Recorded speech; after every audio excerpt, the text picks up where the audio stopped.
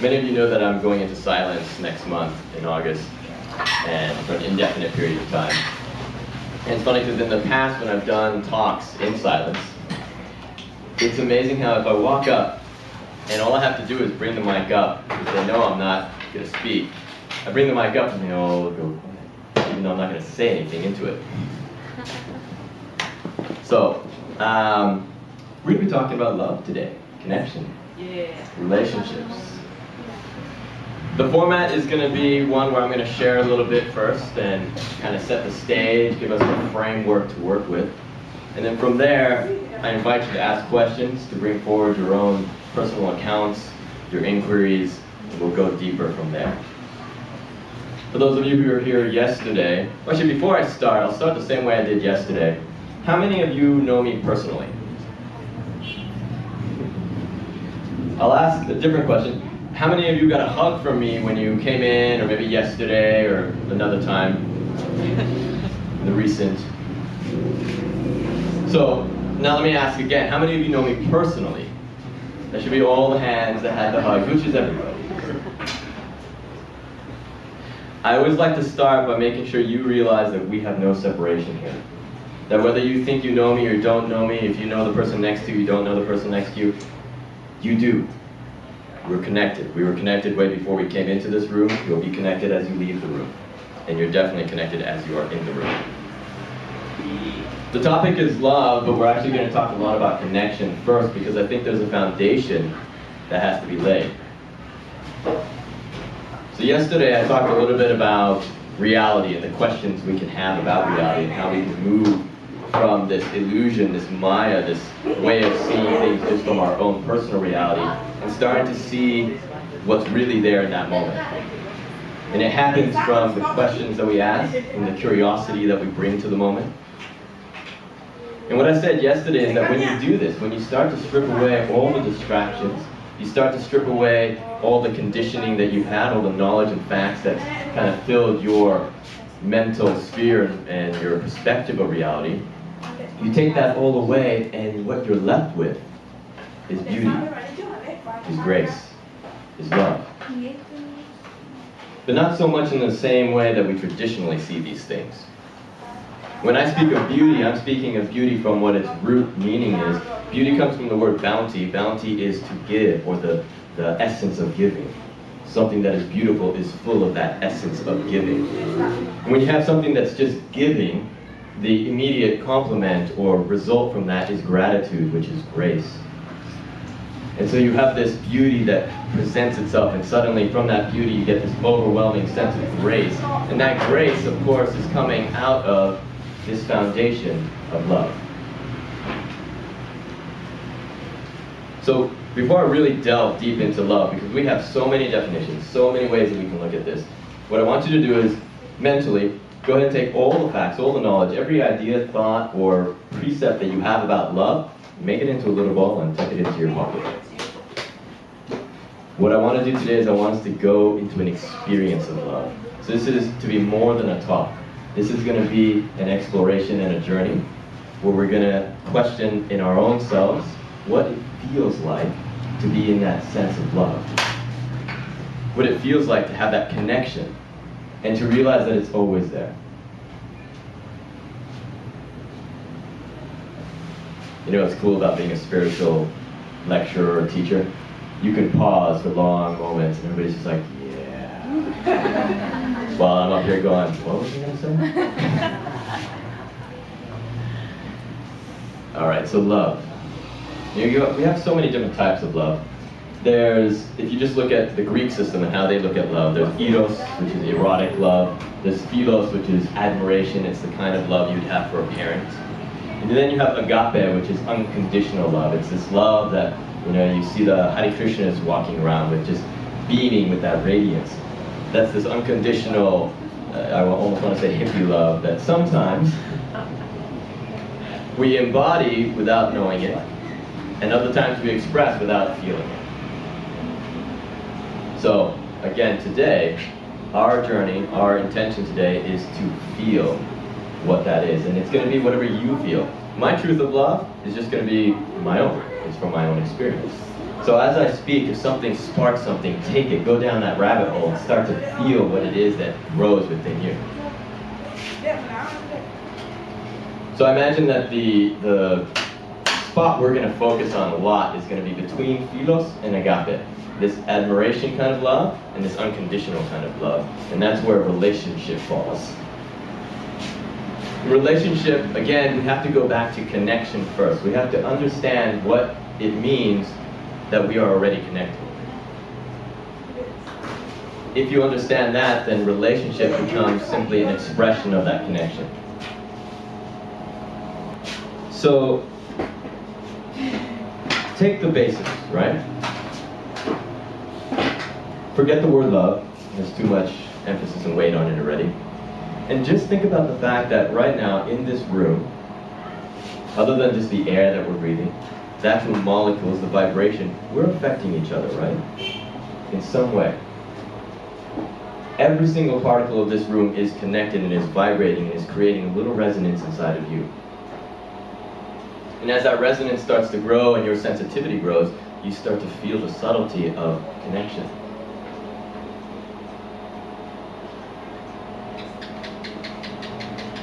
When we define it as love, it's often because it resonates inside of us at a certain point, a certain frequency, something that says, oh, I feel alive.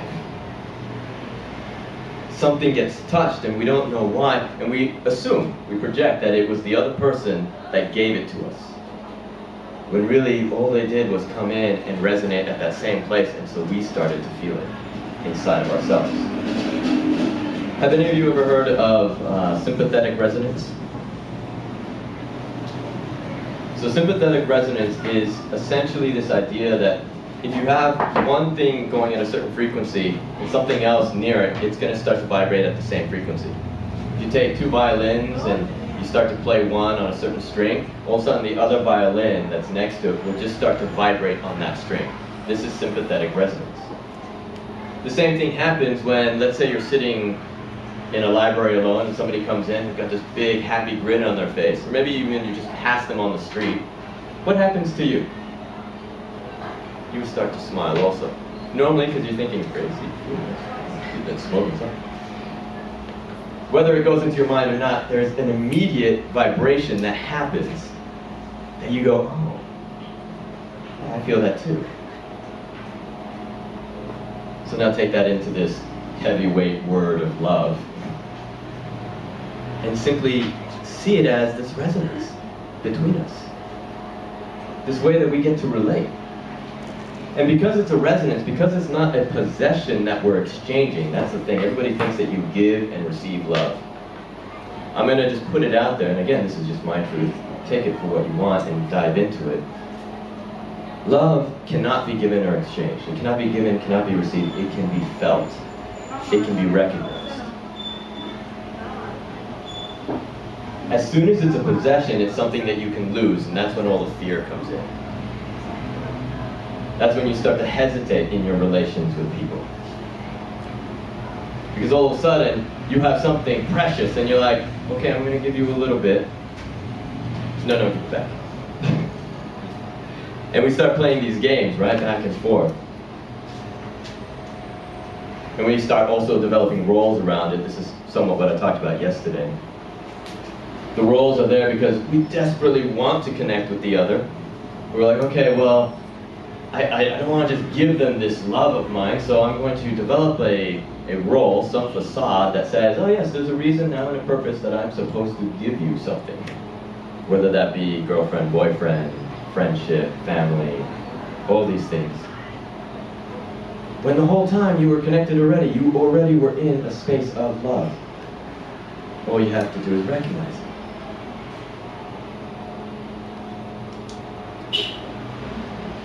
At the same time, to recognize love, you have to see the expressions. There are these things that pop up, that bubble up when we are in love, or when we're feeling that, or when that resonance is alive in us. It may just be our own zeal and our own smiles and the brightness in our eyes, and other times it's words, other times it's gestures. These are all just expressions of it. And if we come back to what I said earlier, that the things that are real in life are beauty, grace, from the foundation of love. So beauty and grace get to be the expressions. When we give to somebody, whether it be in those words, those gestures, or maybe a hug, that's love. And also when we, because giving has its polar opposite of taking, when we take, that's also love. That's going to be controversial. Because here's the thing, we're still connecting, and if I'm defining love right now as connection, it's neutral. It doesn't have a negative or positive. It's not something that I'm yearning for or not yearning for. It simply is what's there always. And sometimes that's in a taking fashion, sometimes that's in a giving fashion. Either way, there's connection. If you recognize that, then nobody can hurt you.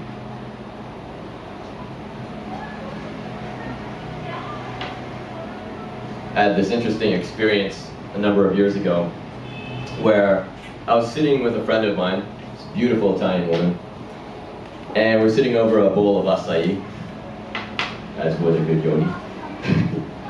And as we were sitting there, I looked at her and I just thought, God, she is beautiful.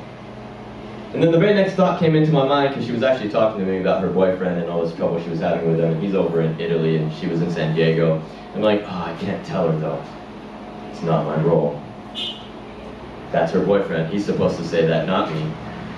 But it was there. I was like, she could use this right now. And then something clicked, and what happened was I realized, well, why not?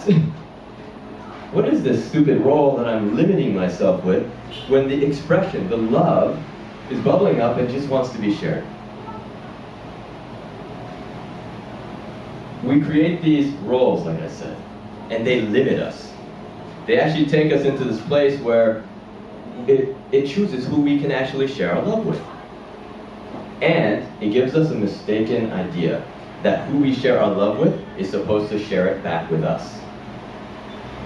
The moment you're sharing love, the expressions of love, with the intention of getting it back, whether you're consciously doing it or unconsciously doing it, you're actually limiting what connection is there, because you're putting an expectation in between. I know you guys have done it, I've done it too. And so as I was sitting here with this friend of mine, I finally just looked up and I said, do you know how beautiful you are? And like I said, she was in the middle of complaining about her boyfriend, and she just stops, and a smile occurs, and she just says, thank you, gratitude. And we both feel this spark inside. Love. And it doesn't have to be a love of, okay, now we're together and he's out. No, it's, wow, I just got to share something by seeing it inside of you and then you seeing it inside of me. That's beautiful. I also started to realize, because of that, when I looked at the bigger picture of that scenario, so her boyfriend back in Italy, he used to give these massive parties, and he would invest all of his heart, all of his love into these parties, where he shared it with all these other people. And she would invest all of her heart into him, and here I was getting to now fill her heart. Do you see how there is this sequence of connection? In the moment we say, no, just you and me, we're a pair, we love each other, nobody else is supposed to enter this kind of relationship, how much we are now limiting it. If you think of it almost like you take a box and you put a bunch of energy in it and you start shaking the box around, that box is going to explode sooner or later. That's kind of what happens in our relationships, isn't it? We sit there and we start just focusing it on each other, and what I believe is that when two people come together, they create the energy not of two, but of maybe 2.5, 2 3/4, something like that. If you're into sacred geometry and numbers, I would say it's exactly the phi ratio. It's like 3.127. 1 point, thank you, 1.67? Yeah. And that gets to be shared outside of that pairing. So that then you end up having 2 people creates the energy for 3. 3 people creates the energy for 5. 5 people creates the energy for 8. This is called the Fibonacci sequence. It's also in sacred numerology. And it creates this spiral. Have you ever felt like you were spiraling out of control when you were in love? It's natural, as long as we don't limit it.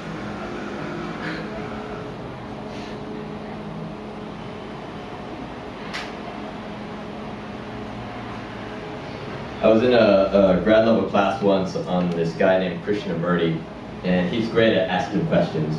And he was talking about love.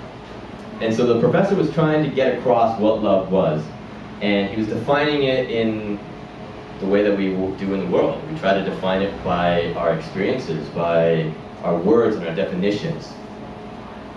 And nobody was getting it, and this one girl was actually getting very frustrated. And so finally, what he did, it was brilliant. He let somebody else try to answer the question, and then he responded as if he didn't understand what she was saying. And he kept kind of pointing out that this girl who really wanted to get it, that she wasn't getting it. And all of a sudden there was like 5 or 6 people in the classroom going, no, she means this. She's trying to say this, and it's not what you're getting. No, it's this. And everybody wanted to jump in to help her. That's love. Because we immediately feel the resonance of, oh, that person is actually me also. There's a connection here. I'm feeling a strain. I want to resonate louder. And we start to have this connection automatically.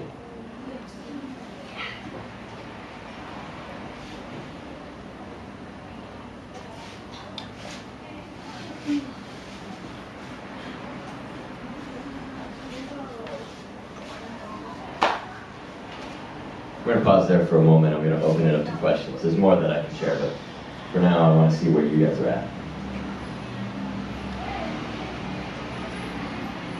So why are we afraid of sharing this so often? I would say that the reason that we fear sharing our love is because we still see it as a possession, as something sacred that if we give it, then we have to later on find a way to take it back or get it back, whether from that same person or from something else. When really all we're doing is we're sharing a resonance and a recognition. If you imagine it kind of like, you know those sand timers? You flip it over, and it runs from one to the other. Take that, now add another segment to it so that there's 3 segments. You're the one in the middle. As much as you give, you receive automatically. You're never empty, you're never depleted. When you share love 100%, you get it 100%. But the problem is what we do, because we protect and we say, okay, I'm going to go into this cautiously. I like this person, but I don't know how much I like them. So I'm going to give them this much love. And I'm going to hold this over here. So now we've actually created a little empty space in our little section. But because we're holding tight, we're not allowing anything else to come in. This doesn't work. Eventually, between 2 people, you're giving just a little, and you have nothing at the end. There's this theory that I have that I call it bump a charge. If you look at electrons will come along, they vibrate, and then they, maybe not electrons, but just molecules and atoms in general. They'll come along and they hit another molecule, and then that one starts vibrating, and then the next one vibrates, and it just continues on. It's the same way that you're hearing me right now. My voice is causing vibration here, it goes to your eardrums.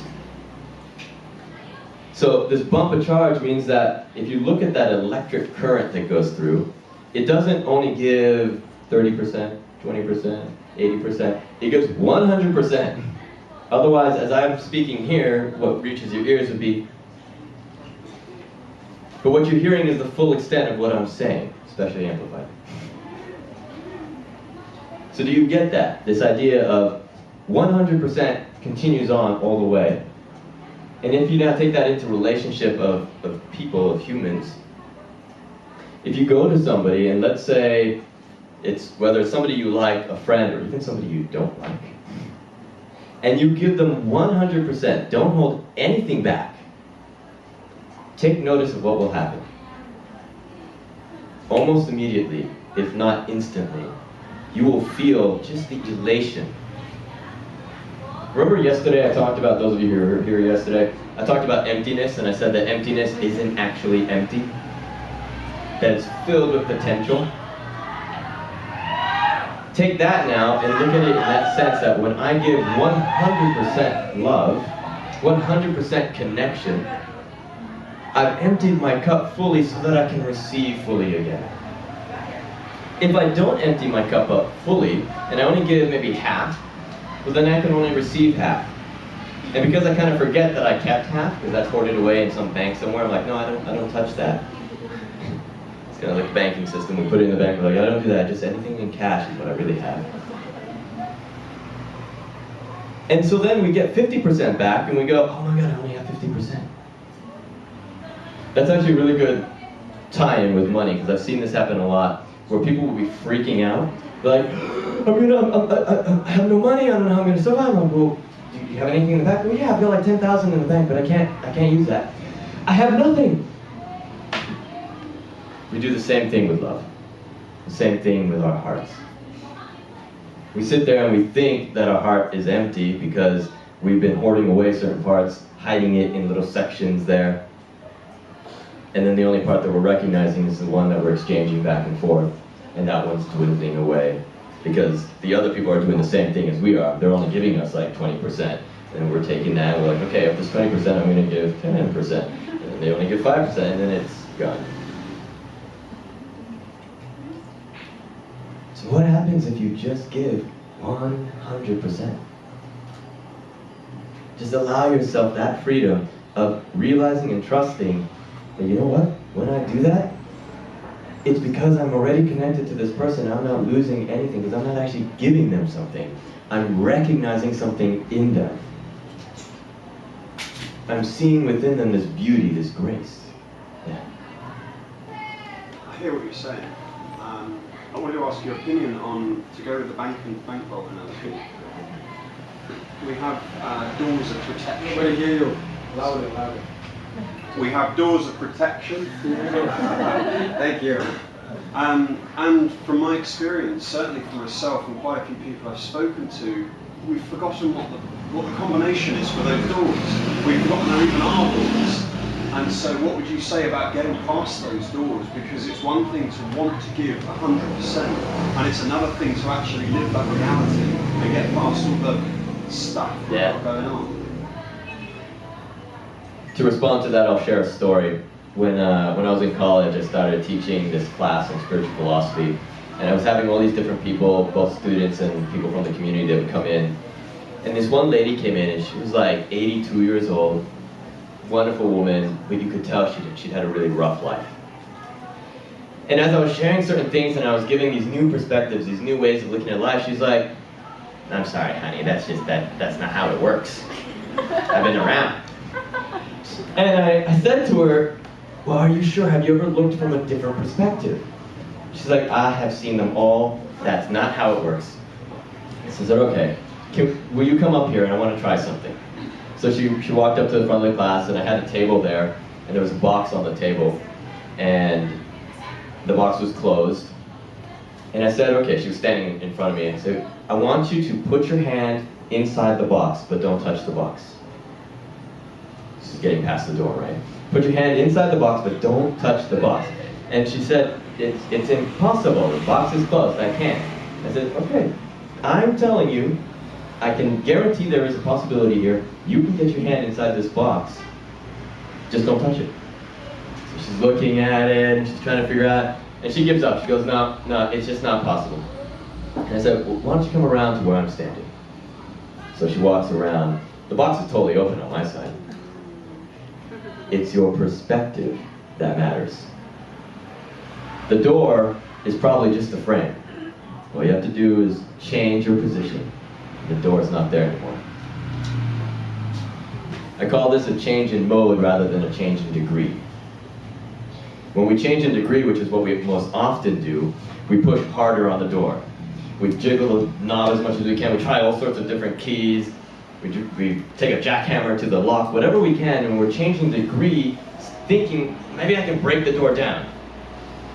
What would happen if you just changed the way you were thinking about the door?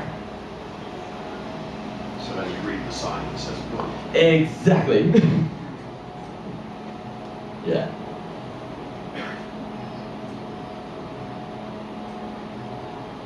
Back to the first question that Wagner reflects sometimes to share love. I had an experience last week where I went to, I've basically been like you in silence the last couple of weeks, but I went to Christian meditation out to the beach area, and was this guy with this weird instrument. At the end, he showed me how to play the instrument, and we connected, and we started talking, and at the end, the guy said, wow, that's really nice to meet you, you're such a beautiful person. And I said, wow, why didn't I open to say it to him?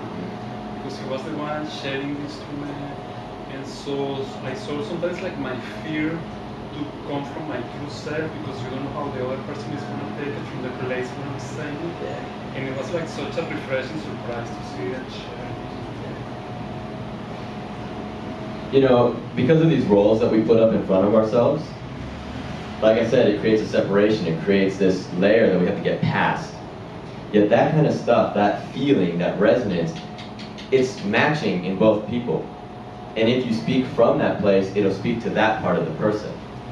And so their facade, their role, won't even hear the rest of it. They'll just suddenly be like, oh, thank you. So, you know, if we can get past this idea that we're talking to the surface of somebody, which only happens if your surface is talking, which means that you're not actually connecting with love. Maybe the expressions of it, maybe the things you're looking for from love.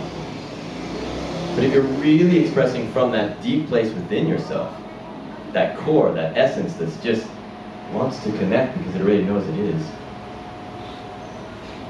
then it's like it doesn't even have to speak. It's one of the reasons I'm going into silence, so that the words don't get in the way of the transmission. Does that answer? Not that I'm giving answers. Rodolfo, Yeah. you're avoiding talking about the eros side of love, Oh. right? Because say as I'm talking about, like, you know, say as a male or female, you give your 100% of your love to a person of opposite sex that's just a friend, agape or whatever, and then the other person starts to feel eros, and then there's a confusion. Right. So where do you draw that line? How do you draw that line? And how do we give 100% of our love without people getting confused in that way? Answer. Right? You don't take responsibility for their reaction. You only be your truest, most authentic self. And if they're confused, then that's their problem. Right. You don't have to take responsibility for that. But also maybe feeling the interpretation, just communicating about it and being clear that this is love from inside and not what you feel about it, maybe. I think that's very helpful to really be clear, not that things get carried further. As soon as you perceive something, just be open and honest and not fearful talking about it. Right. Yeah. Yeah, I totally agree with both of you. Yeah, that's yeah. The idea there is that you have to recognize there's 3 different levels from which you communicate. We have the mind, which is normally where we communicate from, and it's very confusing. Yeah. Then there's the body, which is communicating all the time, and that's where that eros comes from. You might be with somebody and your mind is going, yeah, no, we're just friends, and your body's like,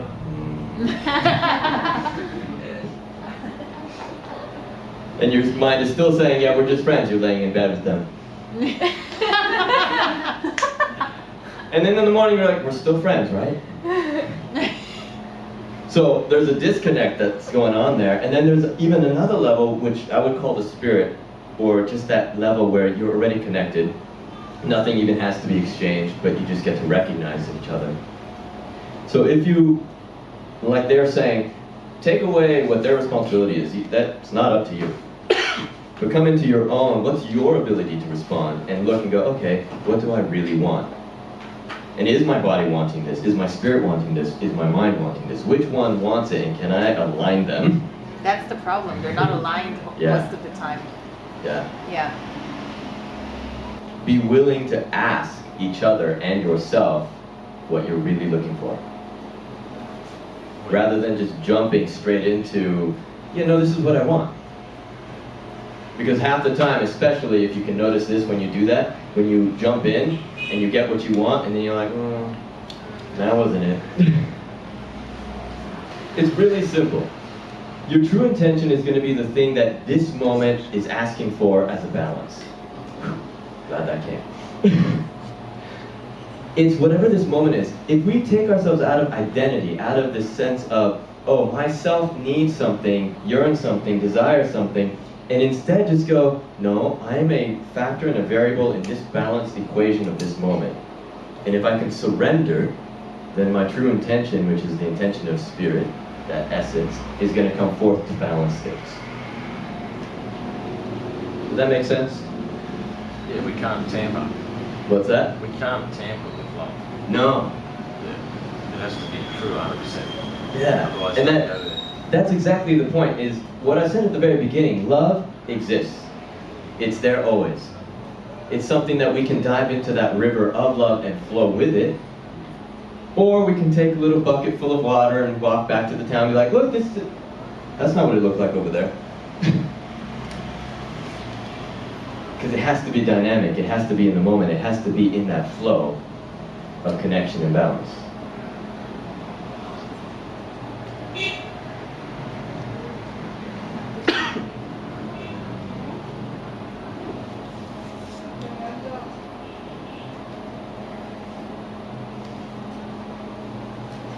Kind of coming to that idea of the intention and seeing what we want in ourselves. There's a 3-step process you can do, or a 3-step rule of thumb. Awareness, acceptance, choice. In awareness, you have to come to the present moment. Check out what's really going on. Don't dilute yourself and think, nah, we're just friends and nothing else is there, because there's normally something else there. So become present to what's really there, and then don't fight it. Don't resist it, don't judge it, just accept it. Because if you don't accept it, then there's no starting point to make your choice from. It's kind of like if you went on Amazon.com and you wanted to order, the solution to love. You're ordering your perfect partner. And you go on there and you find the perfect partner, great reviews. They also bought this. And you go ahead and you order it and it says, okay, where do we deliver it? And you're like, I don't know. Because you haven't accepted where you're at, therefore you don't have a solid foundation of saying where that's supposed to come to.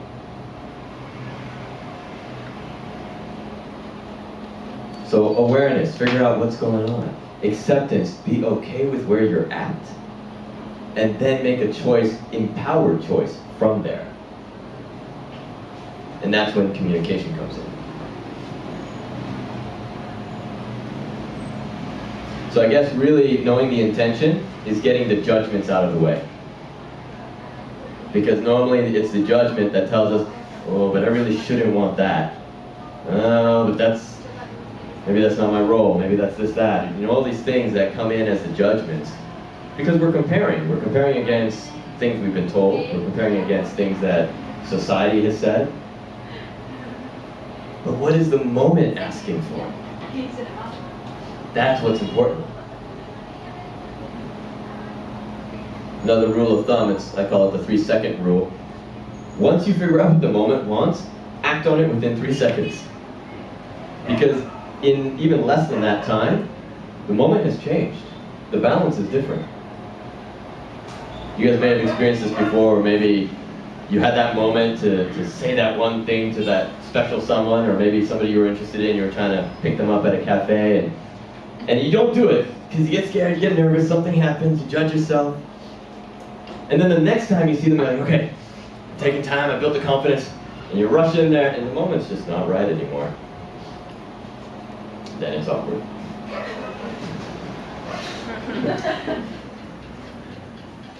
So take action. The action is also the choice. I guess that is what a choice is. Let me define that a little better. So we know what awareness is, it's being present in this moment. We know what acceptance is, it's to stop judging what's going on in the moment, both with ourselves and those around us. Choice. There's really only 2 things that you have there. Surrender or resist. The moment is going to move you one way or the other. Surrender, so much easier. Resist, you're going to go on a little detour, you're going to take a ride, you'll learn some stuff. And almost inevitably, you always end up back on the same path, learning the same lesson again. So choice is really just about that. Can you just surrender and let go? I'll take that into more of a practical thing here. We've probably all had this situation where we've been in a relationship and it's reached its end, but we don't want to let go. We're afraid. Maybe we're afraid because they've brought something into our life that we think is contingent on them being in the life. Maybe we're afraid because we don't want them to think that it didn't count, all that had happened. There's all sorts of different fears that can come up. Surrender is to simply say, well, but this is where we're at now. Can we accept it, and can we choose something different? I recently had a great revelation where out of a relationship, I was trying to figure out, why am I having so much trouble letting go? I already know I don't want to be in this relationship as a partnership, but for some reason, I can't let go of what's going on. And when I looked deeper into it, I thought, my ego came up and was like, oh, I don't want her to think that I didn't care, and that I don't still care, because I do. And then I went deeper and I was like, oh, actually, I want to know that she still cares. I want to know that I'm still special. I want to know that that spark, that stuff that came up inside is still there. And as soon as I got to realize that, I got to realize it is still there.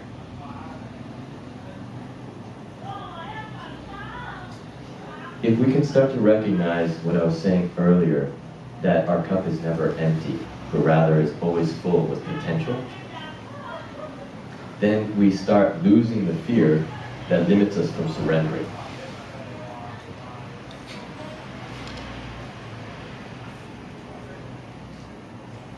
Another thing that happens in relationships, this other person is catalyzing that feeling of love inside of you. Again, I'm making it very distinct that it's something inside of you that's being activated, not something that's being given. So that starts to get catalyzed, and so a little part of your heart starts to create a reservoir of worthiness, a reservoir of this love. And there's a sense that that love came from that other person. And so when things start to go bad, you struggle to let go, not just because you don't want to leave the situation, but because you're like, no, I've got this stuff that's yours. It's like as if they left something at your house. I've got this stuff that's yours, and I need to give it back to you. Just let me give it back to you so I can have closure. Love is not being given or taken. It's just something that was activated in you. It's yours. Keep it. And activate it in other people then.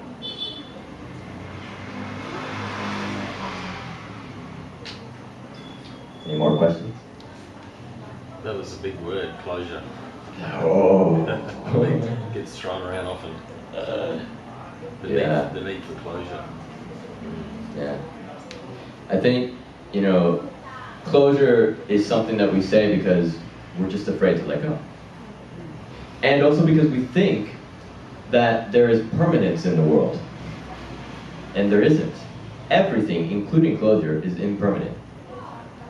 Often we'll say, well, you have to turn the chapter and move on.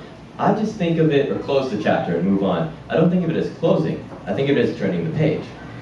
And in a good story, stuff always comes back around later on in the story.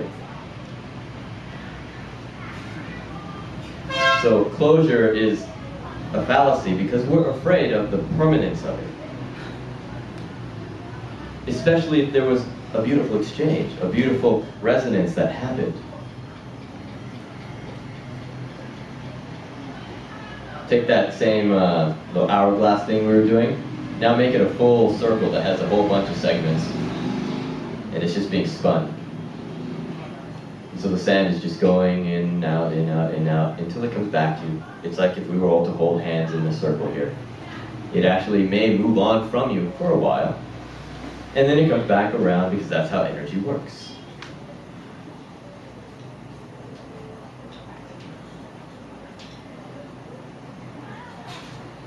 What else is on your mind? How And about hearts. this, the old cliche of you cannot love anything or anybody until you love yourself? I don't know if it's true that until you love yourself, but what I believe is that you cannot recognize love until it comes up in yourself. And so it may not be that you go about it in that sequence of, oh, there it is, I found it. Yes, I love myself. Oh, and I love you and you and you. That happens sometimes. But sometimes it's because somebody comes along and just says something to you with that resonance, with that sincerity, with that genuine point of core essence, and then it sparks that love in you, and you go, oh, I didn't know I could feel that. Another way that's a little more subtle and kind of subliminal, and I kind of like this, the trick that you can do to your mind.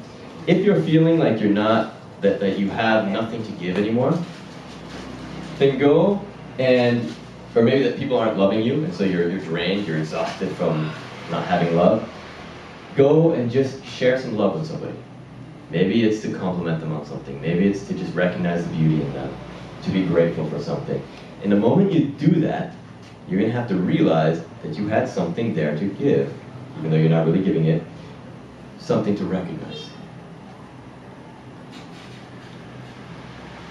I have the impression that I can share this, recognizing the beauty in someone, only when I'm really enough whole in myself, in the sense that if I don't feel it whole in myself, then when I share it, it's like I want something from the other one, and it's tricky. Next moment. Twist? Twisted. Oh, twisted. Yeah. As long as you believe that something's being exchanged, it gets really complicated. If you think you're giving something or receiving something, that's when it gets complicated. If you can really recognize that all you're doing is activating that within another and then they're activating it within you, nothing is being exchanged. Because in truth, see, here's the ultimate big reality around it. None of us are separate from one another. We are connected. We're the same thing. And I say that kind of, very abstractly, but just come down to the practical level of it. If we just look at the molecules, like if you look at a stone and then you look at the mountain is just a lot of stones that came together. We're the same way. We're just a bunch of molecules and particles that chose to come together. They surrendered to the moment's balance. That's what I was saying. Choosing is really surrendering or resistance. They chose to surrender, and therefore your form came about. And then maybe somebody, a partner, or somebody else special to you, same thing. But you're coming from the same particles. You're coming from the same place. I'll describe it a different way because I see confused looks and I'm getting myself confused. Imagine we're in the ocean. Each of us is a droplet. And as that droplet, you are the ocean and you're the droplet and you're one and individual at the same time. And then you start having thoughts, and those thoughts are kind of like little bubbles of friction that start to go all around the surface of your dropletness. And as that droplet starts to get all these bubbles, it starts not seeing quite what's really out there. And instead, because these bubbles are reflective, all you see is the reflection of yourself. This is how we go about life, right? We see the reflections in others. But in between that, in between those bubbles, as they're moving all around the surface of yourself, there's a gap. And that gap is consciousness. That gap is what I'm going to say is love. It's the connection, because there's still the ocean right there. That gap is not empty. Does that make sense? And what's the easiest way to get the bubbles to stop bubbling up? It's to stop resisting. It's the friction that creates the bubbles. Surrender. When the bubbles go away, the connection remains. If you can see that and move from that place first, then there is nothing to fear giving, nothing to fear whether you have it to give or don't have it to give, nothing to fear whether you are allowed to receive. That's the other part of this, right? We don't only fear giving. Actually, I think giving is the easier part of things. We're afraid to let somebody in.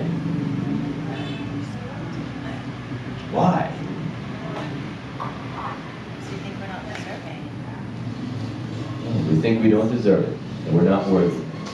Where does that come from?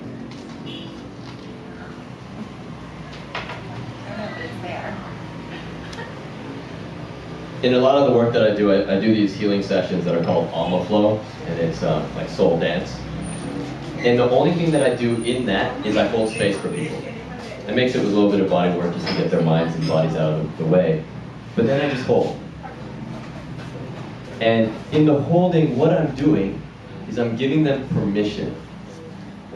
And I think that's where the deserving and the worthiness comes in, is that we want to be given a reason why we deserve to have this, why we're worthy of this. Because our ego is always trying to become, our ego is always trying to prove to itself that it should or could. But when you just hold space and you go, yeah, I give you permission, it's okay. It softens it, and suddenly you're just like, oh, well, yeah, you're right. And it's not about deserving, it's not about even being worthy, because those are qualifications that can't be valued. You can't figure out, like everybody's going to have a different place of value for that. So throw those out the window and simply realize you have permission to receive, to give, to share, to love. John? In this perfect world that we know, is there any perfect love that you could share with us, or something that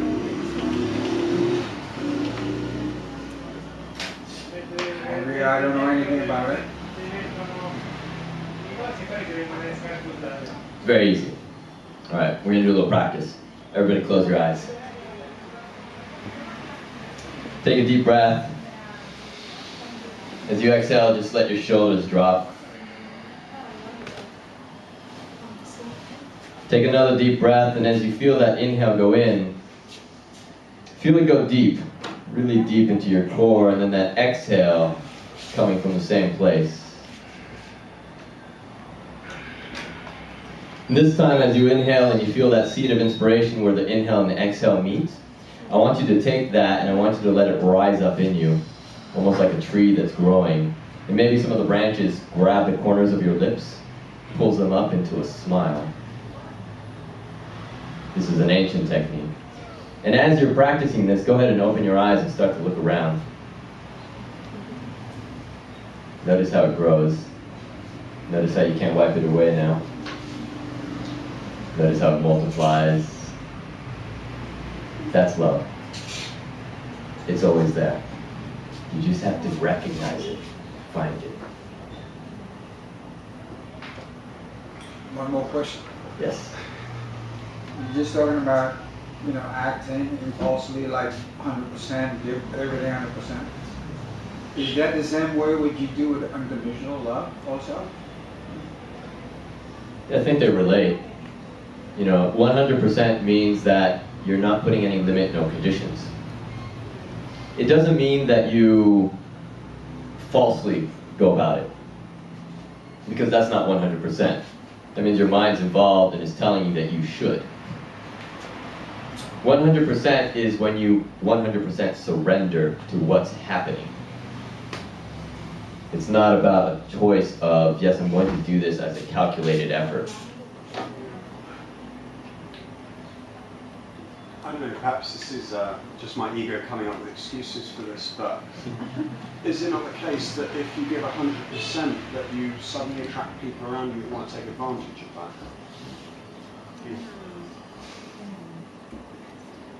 They can only take advantage if you think that you have emptied yourself of something, that you've actually given something.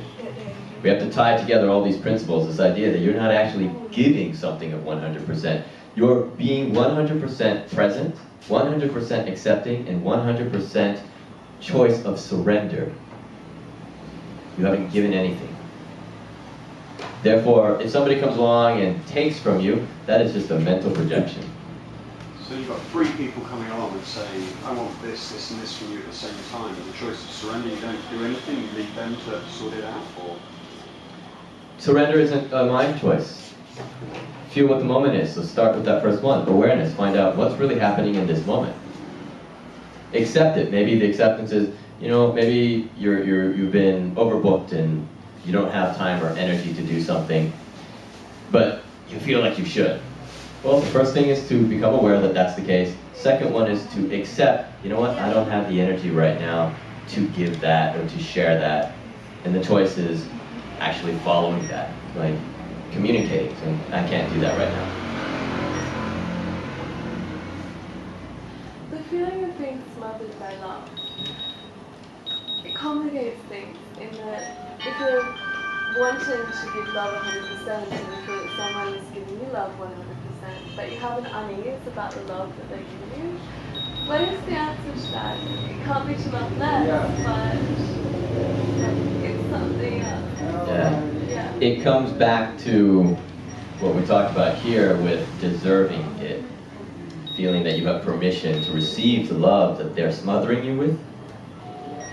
My housemate and I had a great conversation about this, and we were talking about how sometimes in a connection, in a relationship, one person is just madly in love and is just sharing that. And it may be that their infatuation is there, but most often it's that that's the way they express. And in loving, they feel fulfilled because they're getting to love. And what was brought up in the conversation was that the person who is receiving that, maybe they're not feeling that at that moment. They haven't recognized it in themselves. They don't feel they deserve it, or whatever reason it is. And so instead, they start looking and going, God, I wish I could love like that. And instead of receiving it and feeling this appreciation and therefore the gratitude, which the gratitude is what then gives it back, they get frustrated. They get jealous even of this other person who has the capability, the capacity to love the way that you might want to be loving in that moment.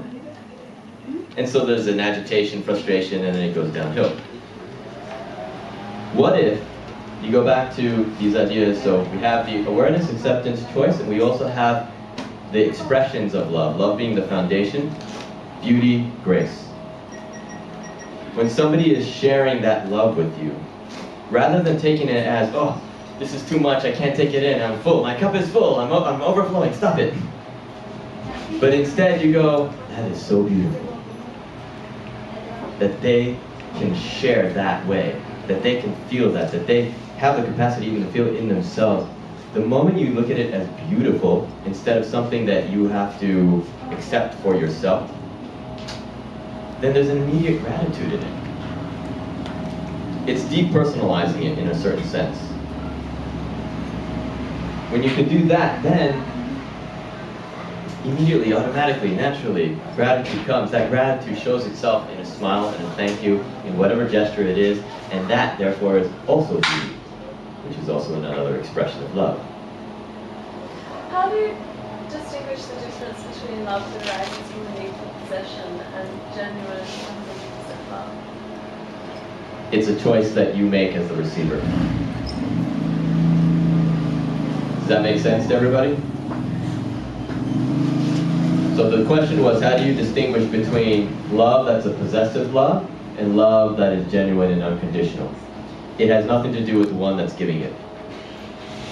We cannot control the gifts that we're given, but we can control how we receive them.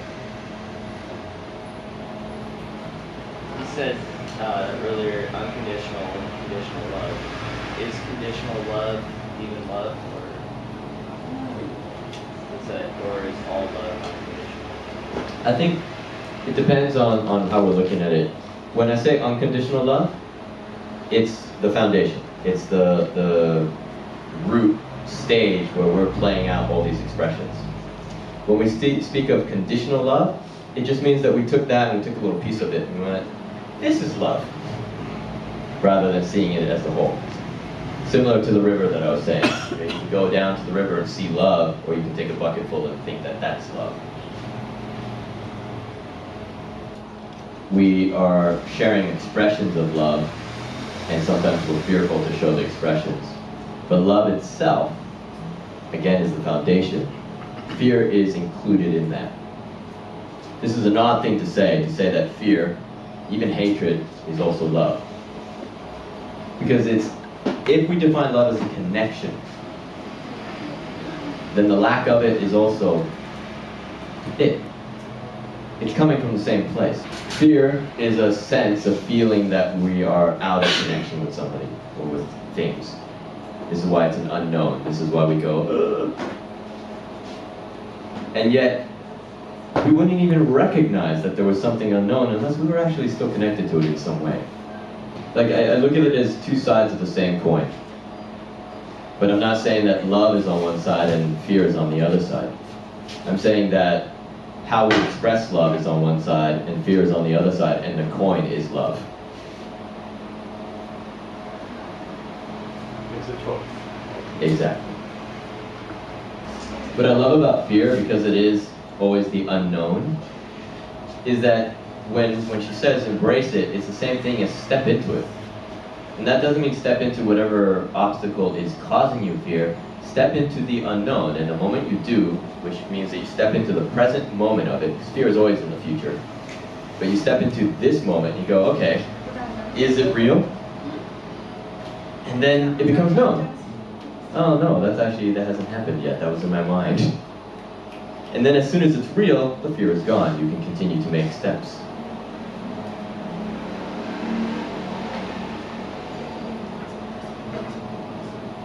What about, you know, if you're talking about this universal love that goes to everybody, like, what if your boyfriend loves everyone else? You know what I mean? And then it's like, how do you deal with that? You know, I know, I'm not talking about possessiveness, you know? I'm not talking about possessiveness. I'm talking about this, you know, he's giving 100% of his love to his friend here, his friend here, his friend here, and then it's like, how do you maintain this? Sacredness. Yes, sacredness is a good word for it, right? Not like exclusivity, but more like a sacredness between. There's a difference between recognizing and practicing this unconditional, universal connection and just seeing that that's always there, and therefore always giving 100%. And then making a commitment. And a commitment is when you take that partnership and you say, yeah, this is going to be sacred, and we're doing this because we want to explore something. Love is the exploration of trust, in that sense. One of my, I've published a few books, and one of my last books is called When Angels Fall. And the idea behind it, the whole premise was that, you know, we have these angels, and angels simply being messengers. And we're all messengers. We give each other messages all the time. And so these angels, they're flying high, and they see everything, and they're enjoying, and they're sharing that love all the time. And then occasionally, they see somebody, something, and they simply go, wow. And they fall in love. And the falling is that they go, I want this person to rise up as much as I am. Because they have that resonance, and they know that they see it in the other person. So it's the recognition of beauty in another person. And that takes the form of them taking their wings off and giving it to the other person. Which means now they're falling.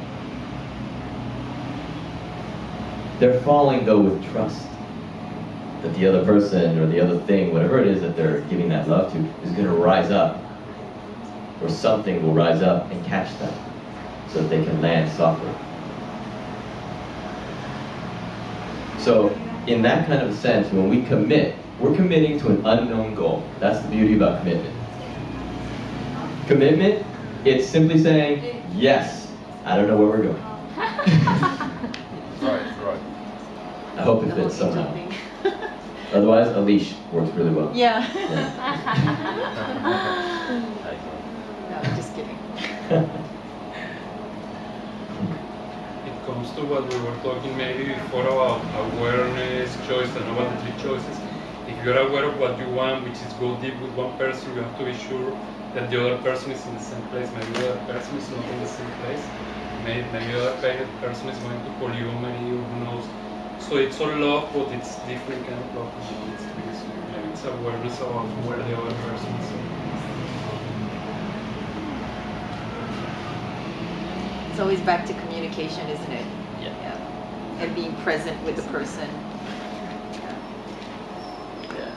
When it's relationship as a sacred unity, communication, trust.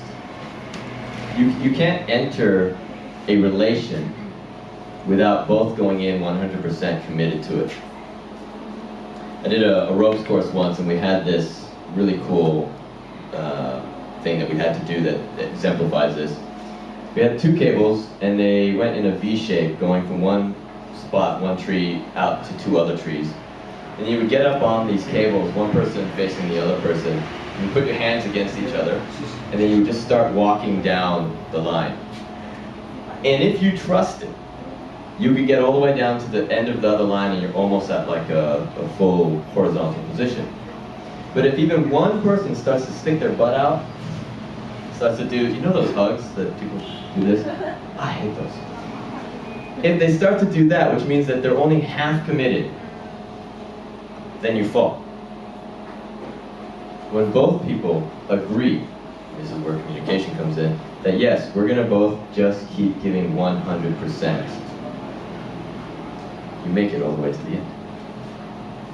And at the end doesn't mean that you live happily ever after.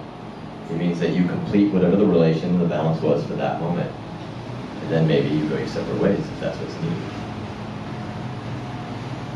So a recap, if we see love as being this connective force, this binding force in the universe, and its expression is beauty, beauty simply being that it gives form, it gives expression, it gives a radiance and a spark within you, a resonance. And the very complement to that expression is gratitude, which is simply the overwhelming feeling of moving that same energy onward. So this is the bump of charge, right? It's given to you the recognition, and then you recognize in the other, and it just keeps moving that way. And as long as we are aware in this moment, what this moment needs is balance, and we accept our part in it, even if it's not what our mind has calculated, because the mind always calculates in the future, right? Sometimes something has to happen now for what you want in the future. And then that balance is reached, and because that balance is reached, you now have the opportunity to make a choice. When I say surrender in the choice, it doesn't mean that you don't have control or any volition as to where you're going. It means that you're in the river, this river that we're calling love. You're floating along, you're in a nice boat, and you have the choice of which way you turn the rudder, but not how fast, not how the current takes you, but simply setting your destination, and then let love, let the moment, let balance take you there, and trust in it. That's where I'll stop. Thank you.